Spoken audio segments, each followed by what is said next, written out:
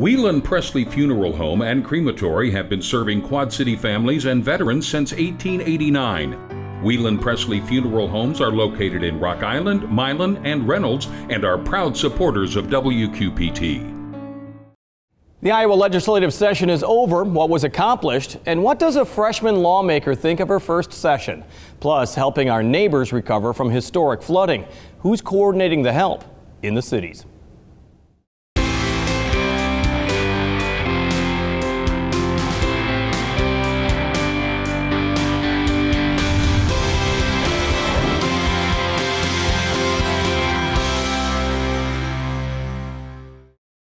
The water continues to finally recede along the Mississippi River, and while insurance will pay for much and government aid will help as well, there's also a grassroots effort in the cities that could be a safety net for so many people. Well, more on that in a moment, but first, an end to the session. Right now, Iowa Governor Kim Reynolds is taking action on a number of bills sent to her by lawmakers who completed their 2019 legislative session. But just what did they accomplish? And joining us is Iowa State Senator Chris Kornheuer, finishing her first session in the state legislature, State Representative Phyllis Thiede, who's been in the House since 2009. Yeah. So I can call you a veteran? I'm a veteran now.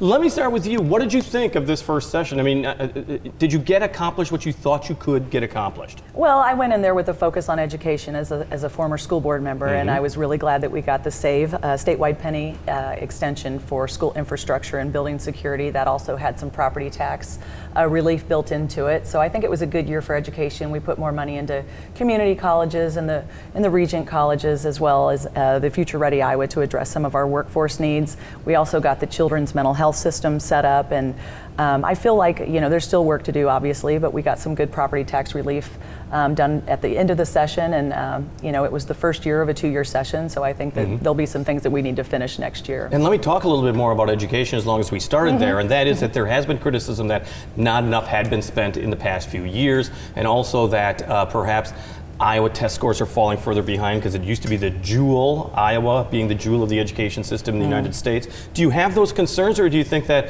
right now the state is on the right track? Well, I think over 50% of a $7.6 billion budget goes to education. So, I think what we've done really well in the last couple of years is give more flexibility to our local school districts. There's 330 school districts across the state of Iowa, and they all have very different needs. So giving flexibility to those districts on how they spend their money, I think, has been really important. And getting that supplemental state aid number to the districts in the first 30 days has been really critical. And of course, this SAVE statewide penny was a huge priority that I'm really glad we got done this year. Was this a year that was a success for education? I think for SAVE, I think she's correct. SAVE was a huge piece, and that's something that Democrats have always supported and started. So we were absolutely felt great about that.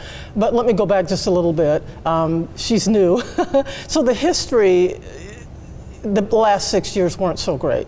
We had the SSA, which is the allowable growth, but that's not what it's called. I still call it the allowable growth. Over the last 6 years, it was basically ignored. We had like 0 and 1% and that. So what happens is that's not a negative statement. That's just saying, now we started at the bottom, now we have to raise back up. And so that is going to take some while, some time to get to a point where school districts can be successful. Right now, they've seen their dollars depleted. And so over time, that means that they still have to pay the gas and light. They still have to pay all the bills they have to pay, but with less dollars. So it's going to take some time to build that back up. It is going in the right direction, but we still need to do a lot more. When you talk about education, there's also two very different areas that you talk about as far as K through 12. One is the rural districts, the other one being the urban districts. As we all know, Davenport ran headstrong into the State Department of Education. We did. And then the rural districts have real issues as far as the cost of transportation. So are these issues being handled? They are. Transportation was handled this year. And especially for the rural schools, we did put more dollars into the transportation because that is what they needed.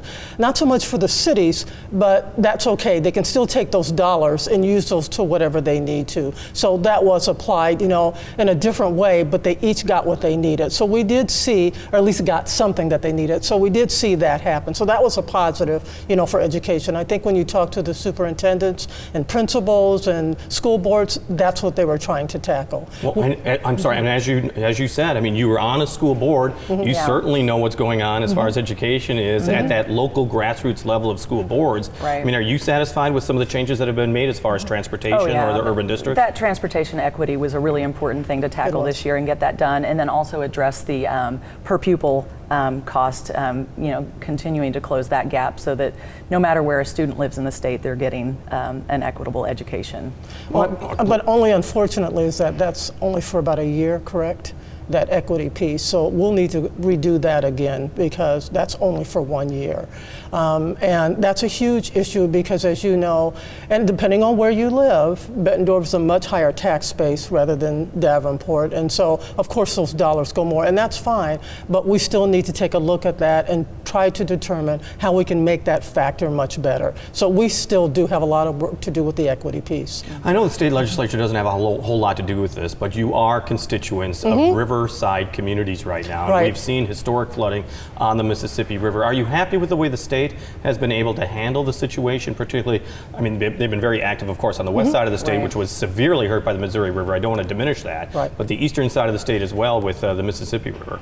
Right. Well, I think because of the issues on the western side of the state, the governor and the state agencies were already activated and ready to go. So when the flooding started on the eastern side along the Mississippi, the DOT was ready with I think 120,000 sandbags and help coming across and becoming a disaster area, activated relief in terms of state disaster area. State disaster, and then just recently Scott County and some of the other river communities also became part of the presidential disaster area for federal relief. So that'll help homeowners, renters, and business owners with funds to get back on track. And then also, I think the governor is being very proactive and working with the Corps of Engineers to see what can be done in the future for flood mitigation to make sure that this doesn't happen again. Because we've been talking about that, and sometimes we also forget about the farm community as well. That is late in the spring planting, and that's going to have an impact. And let's be honest, when you're coming up with a budget for the state of Iowa, if farmers are impacted, that could really hurt revenues. And it is. I think that's the biggest piece. I'm glad you brought that up. I think the rural communities, the rural Iowa, farmland, all of that, we do need to make sure that, and I think Senator Cournoyer is correct, that they have been looking at this for quite some time. We haven't been here, this is not our first rodeo, we've been here before, and so now we just need to make sure when this thing happens, everything's in place, and so far it has been. So we're really happy to see that in place. Well, as I mentioned, Governor Reynolds is now signing a number of bills, and two of the most recent ones have to do with sports gambling as well as hemp farming. So those are two very different things, I understand. I mean, are you supportive or are you at all concerned about the sports gambling bill? Because that used to be verboten. You don't want to have any gambling when it comes to, sports. Right. Well, we have casinos, we have dog and horse betting, and we have lottery. So the cow's out of the barn when it comes to gambling. But in a way, because you're talking about people that could throw a game. A horse generally does. Well, I guess a jockey could. You're absolutely right about that. Well, but you know what I mean. This would exclude in-game betting. So it's just for professional, college, and international sports. And you would have to prove that you're 21 to be able to participate. And I think, it's something that's going on illegally across the state now. So this is just giving a framework so that people can participate in that type of activity in a safe, regulated way. And when we're talking about hemp farming, that just gives another product that, it Iowa farmers can specialize in. That was truly a bipartisan bill on both sides of the aisle, both in the Senate and the House, because that was something we saw as an agricultural bump for folks. Now it does limit it to 40 acres, but that's okay. Gives them a good start, and especially for a young farmer who really wants to get started, this will be an awesome thing to have done. So I was very supportive of that, and plus that, it did one other thing. We have a lot of CBD oil companies throughout the state, and so they recognize that, and as long as they are okay with the federal government requirement, they're okay to run those places. So it's a twofold piece. So I was very happy to support that bill, very, very happy. One of the big arguments between the two parties, of course, is still the state Medicaid program, which is Right. now not in state hands, so to speak. And United Healthcare is leaving the Iowa Medicaid program June 30th, the end of June. That's about 420,000 members. I know the state is not at all happy with United Healthcare, as well as some of the services that they had provided before. Are you worried at all that this is just another impact on this system? Well, United Healthcare is not the only provider of services, Absolutely true. and they came in to renegotiate a contract, and they were looking for less accountability at higher prices, and the governor said no to that. So we already had another provider lined up that will be taking on those patients on July 1st. So we're hoping that transition will occur. I mean, it's probably not going to be without its bumps, but additionally, in this year, we did give 9% more money to the Medicaid program to help get through that process. But we want to make sure that we're being accountable to the taxpayer, and we want these services to be patient focused, and the companies that provide those services need to be accountable. And those are the two big things as far as Republicans are concerned, is that they have been saying we need to be able to save some dollars, but we don't want to lose any of the services or quality. Do you think you're succeeding at that? Well, I think that it's an ongoing process. I mean, there's still some bumps in the road. I think that the people that are involved are doing a very good job with that, and I'm really glad that the governor put her foot down and said, we're not going to be taken advantage of as a state. We have people that need to be taken care of, and we're going to make sure that the businesses that are providing those services are going to be accountable. Well, the Democrats campaigned on it very heavily leading up to the 2018 election, and the Republicans still control both houses. I know. So I mean, we did. I tell you. Is that an indication that the state is satisfied with the program as is without making changes? No, I don't think so. I don't think so. So here's what's going to happen. Back up just a minute. Anytime you talk about for-profit, that is going to run in a different direction when you're talking about providing services for people that need it. Sure. Okay? And so what's happened is that people have not seen the things that they need to be okay.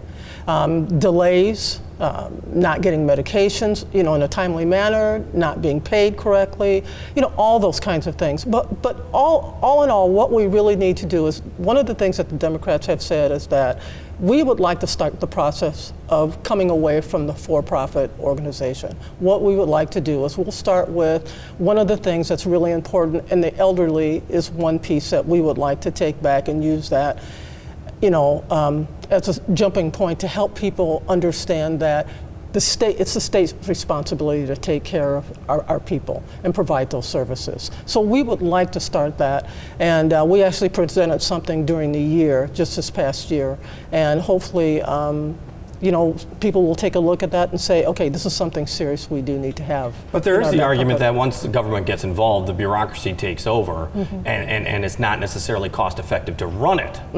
Well, back up, because we were at, right now, and I talked about the percentages, we were 12% on administrative cost when it was on the state level. It went up to 19. Yeah, it went up to 19 when it was for profit. So when you're talking about administrative costs, that eats into the services that you have. So you have to weigh out what is going to be better for your citizens. We can't afford administrative costs at higher levels. And that was one thing United wanted, is they couldn't afford it anymore, simply because they wanted more in administrative costs. So you have to weigh that out, and no matter what way we do it, we have to come to some sort of agreement about how we're going to do it. But it's difficult because right now the services are awful, and so we really do have to find a better way. I have just a few moments left, and I want to get to this one issue, and that is the governor's new power for a justice and appeal court judge nominations, basically taking the chief justice out of the role as, what would you say, the swing vote, so to speak, and putting the governor in there.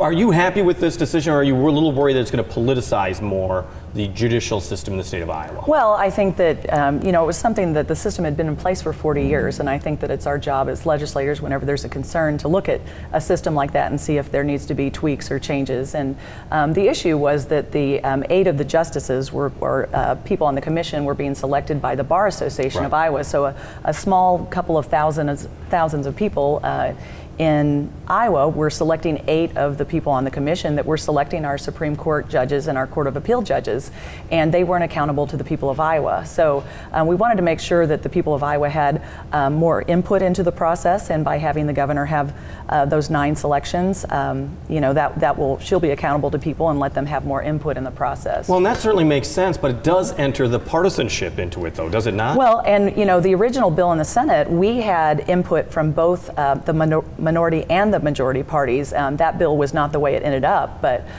we had set up a process that had majority and minority input into the process. It just didn't make it to the end, to the final bill. Well, and this has been signed. It's a done deal. I mean, isn't it going to help Democrats whenever there's a Democratic governor sometime in the future? Well, no. Listen, part of the problem is because it wasn't broke in the first place. Okay, so now you're interjecting a political will, and that's what will happen. And as we have already seen, the governor has assigned someone, someone on that commission who has delivered to her campaign, who has helped with her campaign. This is what we don't need. And so the frustration with this is that most Iowans feel the process was working the way it was working. I mean, the way it was set up. My concern is that what we're going to see is that it's the problems down the road. I'm worried about people of color. I'm worried about people who are vulnerable. I'm worried about how are they going to be treated with this new system. And so I think that's a concern, and I think we have to keep our eye on it. And I don't think this was something that was good. This was vindictive. This was mean-spirited. This was not meant to help the citizens of Iowa. It was meant to help one person. And that's my opinion on it. And so I'm frustrated with it because it didn't serve any purpose. We had a system that worked. Why change a system that works? Give you the last word. Yeah, well, I think that it's a system that gives the people of Iowa more voice in it, and there's an accountability aspect to it. And we want, in the end of the day, we want our judges to be people that uphold the rule of law in the state. State Senator Chris Cornelier and Phyllis Thiede, yes. Representatives representing the Quad Cities, yes. From LeClaire and from Bettendorf. Thanks so much for joining us. You bet. Well, in a moment, the grassroots effort to lift our fellow citizens from the flood of 2019. But first, Laura Adams, out and about. This is Out and About for May 13th through 19th. Yule, Yo-Yo, and Yardage is the theme of the 2019 Bishop Hill Quilt Show at the Bishop Hill Colony School. It's time for the QC Paws Kitten Shower for Rock Island County Animal Care and Control on the 18th from noon to 3. Quad City Veterans Outreach Center hosts the May Food Giveaway and Pet Month. Bring your dog or cat for a free rabies shot, food, and gift bag. Or help the Bettendorf Middle School at their 4th annual Dodgeball Tournament the 18th. It's time once again for the Wine Festival wine tasting at St. Ambrose University from 3 to 6 on the 18th. The 18th is also the Eldred Citywide Garage Sale from 8 to 2. Mississippi Valley Fairgrounds is the place to view the Veterans Classic Car Show from 5 to 10, or celebrate Endangered Species Day the 18th at Niabi Zoo. Enjoy a catered breakfast while learning how Niabi is saving endangered species from extinction. There's a rooftop concert featuring Motown music at the Putnam Museum on the 18th. Grumpy Old Men continues to entertain audiences at Circa 21 through June 1st. Playcrafters Barn Theater present the uproarious musical comedy Avenue Q through the 19th, rated R, while the delightfully timeless tale of The Little Prince continues through the 19th at the QC Theater Workshop for children and adults. And the Bucktown Review season finale is May 17th at the Nicewander Theater. For more information, visit wqpt.org. Thank you, Laura. Angela Meyer is a Scott County musician who hails from McCausland. She's been performing country music since she was 16, and she says her mission is still to write songs for empty rooms and broken hearts. That's country. She joined us at downtown Molene's Black Box Theater to perform one of her songs. Here's Angela Meyer with Wish It Were You.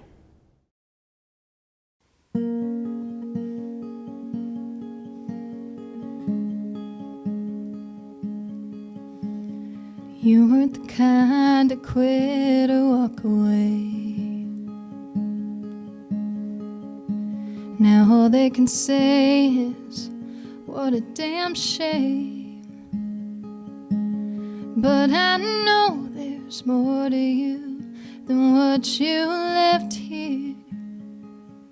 It's still so clear. like your footsteps on the hardwood, old bootstraps still around, little echoes in the silence. I know you're up there looking down, and I hear your name as the crowds cry out and the boys open the chute. And I wish it was you, I wish it was you. It's a long way to Vegas from Nicola Valley. You know you made your mama and daddy so proud,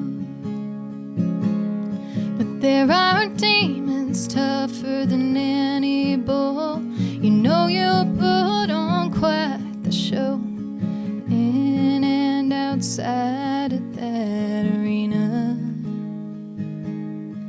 like your footsteps on the hardwood, old bootstraps still around, little echoes in the silence. I know you're up there looking down, and I hear your name as the crowds cry out and the boys open the chute.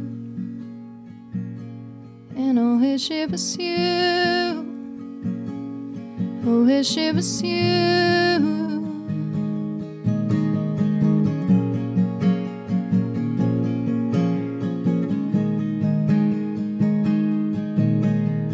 Here we are gathered in your name, those you loved, the lives you changed, and your gold buckle on your best friend's jeans, your diamond promise to your pretty little thing. Pieces of you, but pieces just the same, like your footsteps on the hardwood and bootstraps still around. And you were just getting started, but you're in a better place by now. And I hear your name as the crowds cry out and the boys open the chute. And I wish it was you, I wish it was you.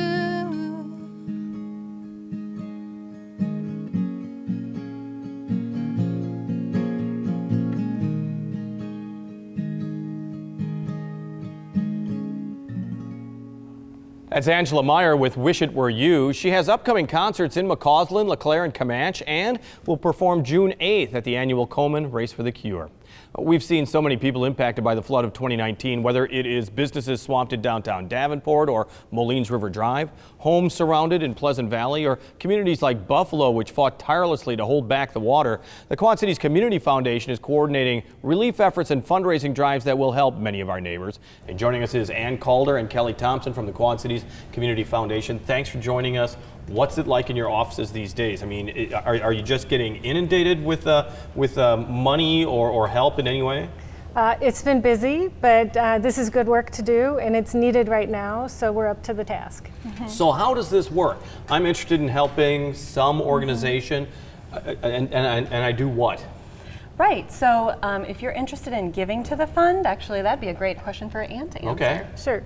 So the Disaster Recovery Fund, the Quad Cities Disaster Recovery Fund that's held at the Community Foundation, the Quad Cities Community Foundation, is a general place for anybody who wants to give towards disaster recovery, long-term disaster recovery. So we're interested in, once those floodwaters recede, that's when a lot of the needs really show up. You know, right now people are doing immediate needs in terms of getting out of a building that has water in it. But once those floodwaters recede, greater needs show up. And this fund is going to be there for the long haul to get people back to normal or even to better than normal. Now, is that a concern? Because we were talking about the fact that a flood is a long-term event, and perhaps as far as donating money or anything else, it's out of sight, out of mind, and after a few weeks, those donations will trickle off. That's so true. And so this is the time when, people are paying attention,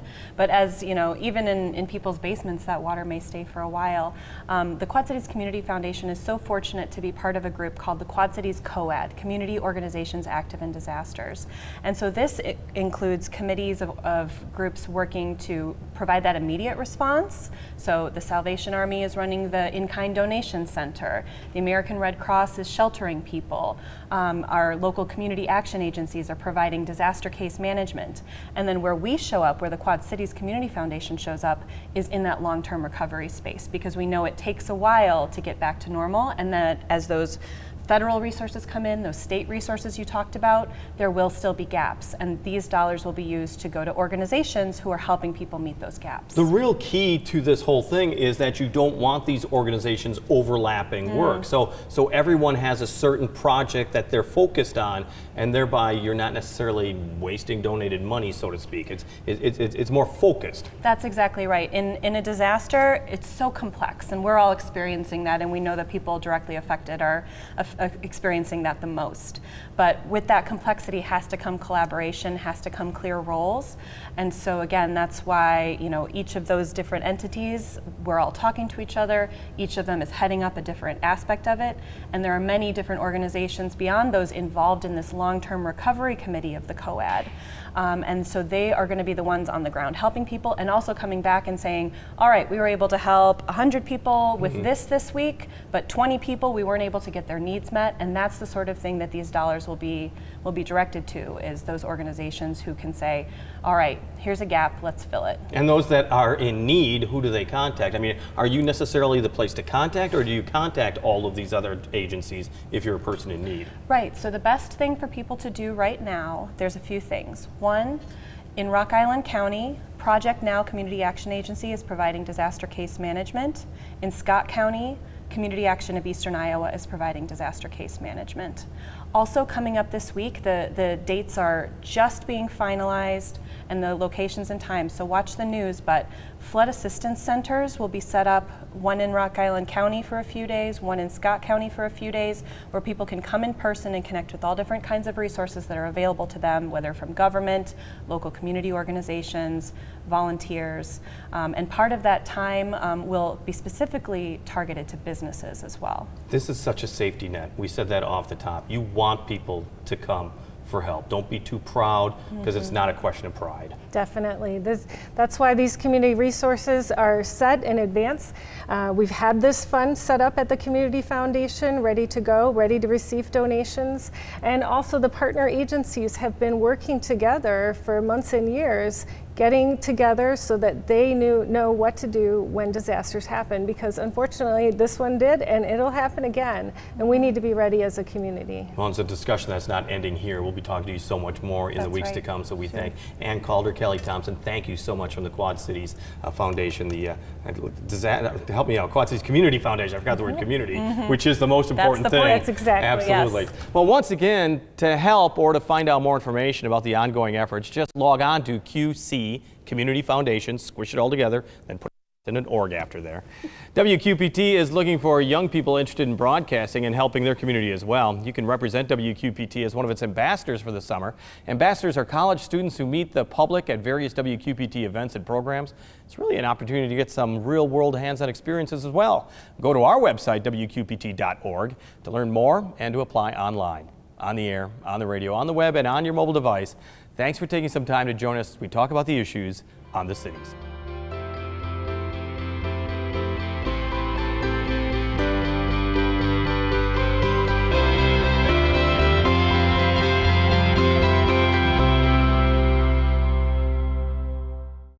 Whelan Presley Funeral Home and Crematory have been serving Quad City families and veterans since 1889. Whelan Presley Funeral Homes are located in Rock Island, Milan, and Reynolds, and are proud supporters of WQPT.